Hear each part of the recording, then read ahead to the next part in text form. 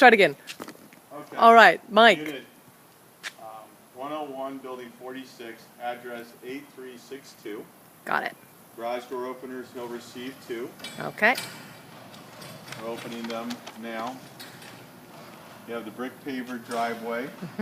All the landscaping's in and it's complete.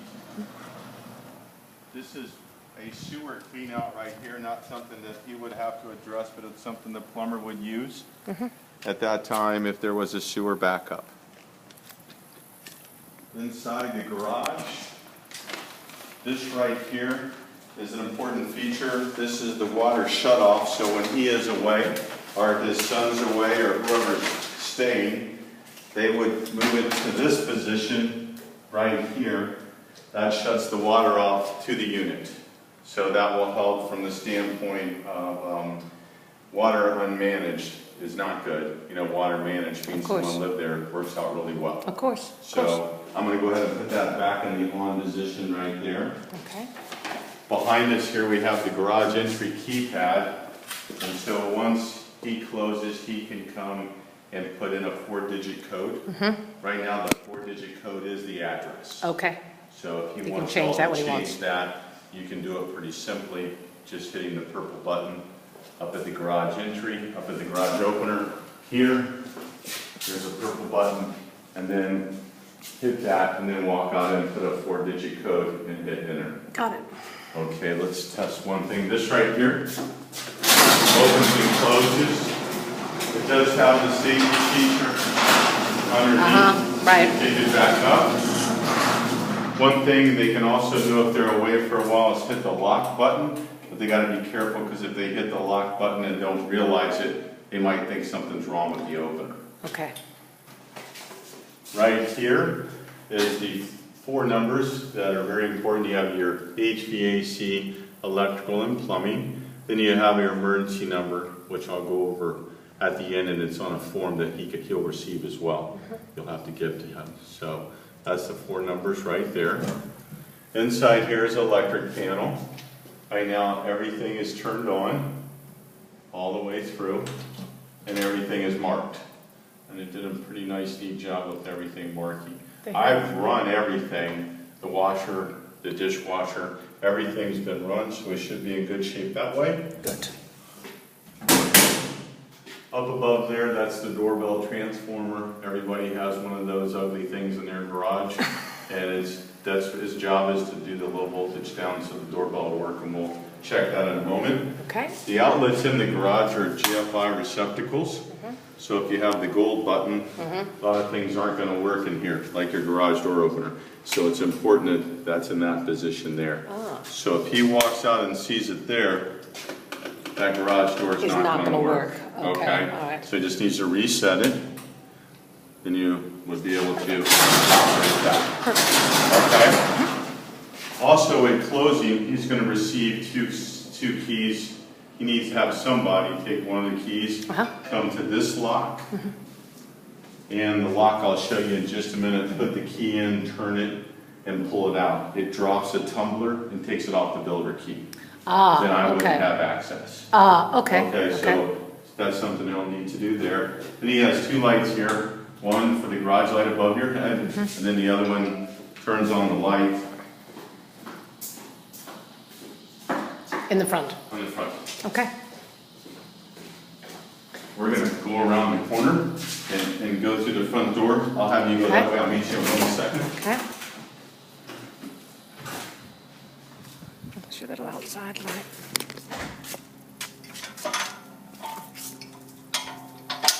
I didn't touch on it, but there is some additional tile inside. Yeah, I noticed the garage. that. Some spare tile just in case. Here's this hose bib right here. Okay.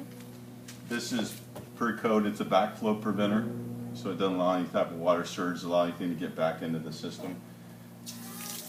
Good. That works right there. The gutters are all working out to a catch basin there, and on the side of the building and in the back. Okay. So all these are run out, so the water that comes in here is just what comes from above. Nice to see some guttering. Don't see that very often over here. Yes. It's got an outlet right here. It's always nicely tightly painted and set right there. Yep.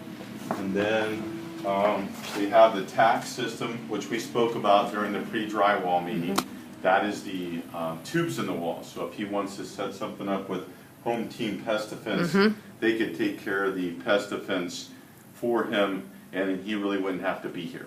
Yeah, I've seen that After the before. initial visit. The first visit, they definitely go through the inside of the home and out, but after that, he really wouldn't have to be here unless they had an issue. And then they would come and probably go inside the home to see if there was an affected area. Okay.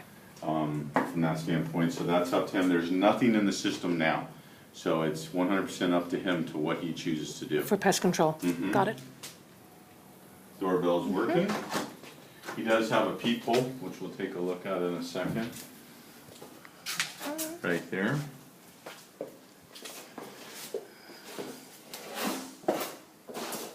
Ah, the smell of new, Ben. Yes. You can't smell it. It's not smell a video, but you can smell it.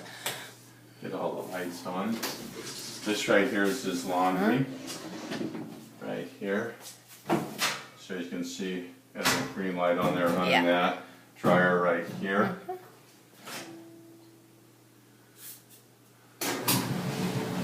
Yeah, pretty straightforward. Touch up paint right here.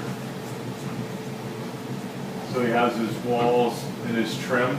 That's really the only two colors he has at this time. Okay. Buzzer works. The one thing here on the wash machine, a lot of people, once you hit where you wish, only the lights move. This doesn't move. Okay. So, and it takes a few minutes for it to sensor and work itself out the way the government continues to ask us to conserve water and how they work systems. So it takes some patience. And it does have a lock on it, and you got to hold this down for 3 seconds, and so that's probably the only thing he might have to get used to. Maybe not, might just be no problem at all. I have some extra carpet here on the side. I can move that out of here or leave that here for him. Over here on the hot water heater, let me show you a couple things. That right up above there, if you turn that blue, that would shut the hot water off to the unit right there. This is a pressure relief valve that if there's some pressure that builds up, it runs down into the pan and then will drain out, so it wouldn't be inside the house. And this is part of that pressure as well. Helps the pipes from vibrating, and this per code that we have to put that on as well. It's an electric hot water heater. A.O. Smith's a good unit. I think you'll be very happy with it. Good.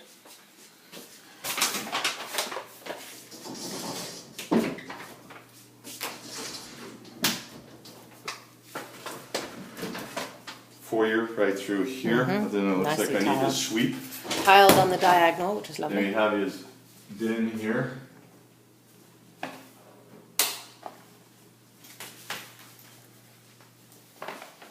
Very nice. We just had these re-cleaned last week. Adjustment there. I've opened and closed all the windows. I'll show you one right here. Yeah.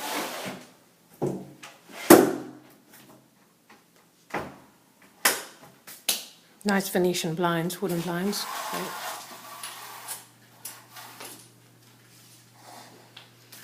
Yep, neat as a pin. Not much to say. No, this unit is in very good shape. We've gone through it a bunch. Jamie and I walked it and went through all the punch items, and I believe we're in very good shape. Yeah, looks clean. And you've got your little Smoke detector yes, there yeah. and sprinkler there. Sprinkler, There was yeah. one in the garage as well. And then once a year, they'll need to change out the batteries for his smoke detectors. Little button push, little 9-volt battery.